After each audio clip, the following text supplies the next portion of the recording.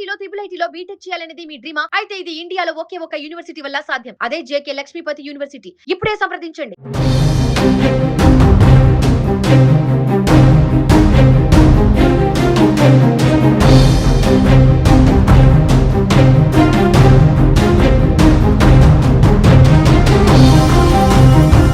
విజయవాడ ఎండ ఈ రెండు పేర్లు కూడా విడదీరాని అనుబంధం ఉంటుంది. ఎందుకంటే విజయవాడలో ఎండ ఉండడం అనేది చాలా కామన్.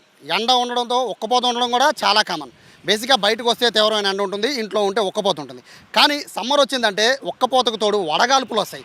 ఈ వడగాల్పుల తోడు రోహిణి కార్తె కూడా వచ్చిందంటే చెప్పాల్సిన పని లేదు. విజయవాడ అవుటర్స్ ఎవరైనా విజయవాడలో వచ్చారంటే మాత్రం వాళ్ళ పని గోవింద. ఎందుకంటే అత్యంత దారుణమైన ఎండ విజయవాడలో ఉంటుంది, ముఖ్యంగా వేసవి సమయంలో.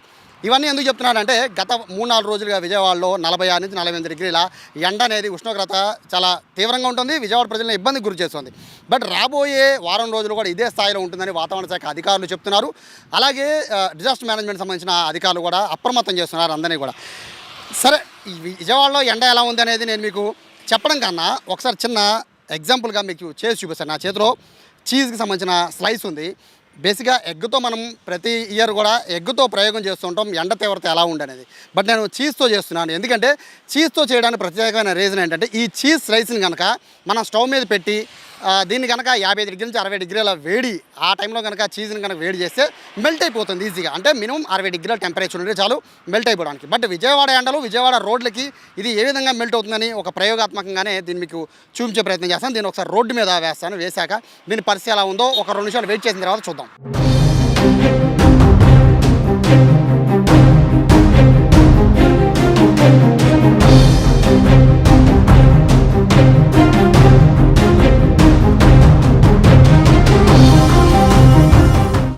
బేసిక్గా 55 డిగ్రీల ఎండ ఉంటే, అంటే 55 నుంచి 60 డిగ్రీల ఎండ ఉంటే ఈ పాటికి ఇది పూర్తిగా కరిగిపోతుంది. కానీ ఇప్పుడు విజయవాడలో ఉన్న టెంపరేచర్ ఇవాళకి అంటే ఈ రోజుకి 46 డిగ్రీలు ఉంది.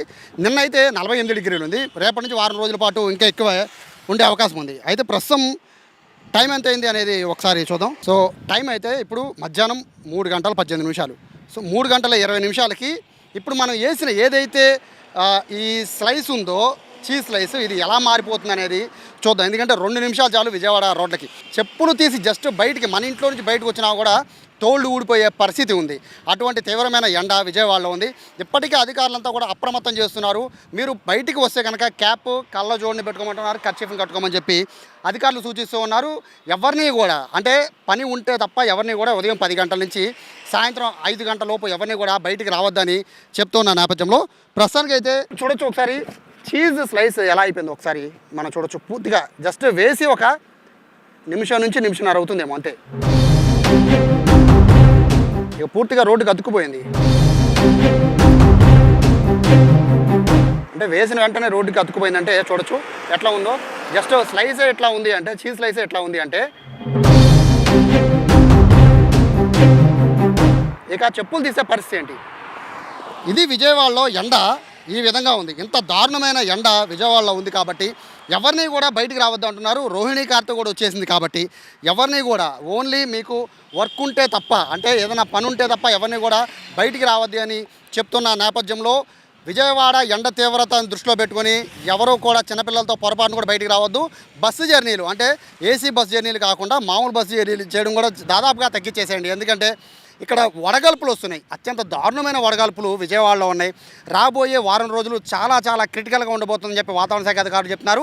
డిజాస్టర్ మేనేజ్మెంట్ సంబంధించిన వాళ్ళు కూడా చెప్తున్న నేపథ్యంలో ప్రస్తుతానికైతే విజయవాడ ఎండను తట్టుకోవడం అనేది బయట ఊరు నుంచి వచ్చే వాళ్ళంతా కూడా అప్రమత్తంగా ఉండండి. విజయవాడలో ఉన్న వాళ్ళందరికీ కూడా చాలా వరకు తెలుసు కాబట్టి బయట నుంచి వచ్చే వాళ్ళందరూ కూడా విజయవాడ వచ్చేటప్పుడు మాత్రం అప్రమత్తంగా ఉండాల్సిన పరిస్థితి. విజయవాడ ప్రజలు కూడా పని ఉంటే తప్ప బయటికి రావద్దు.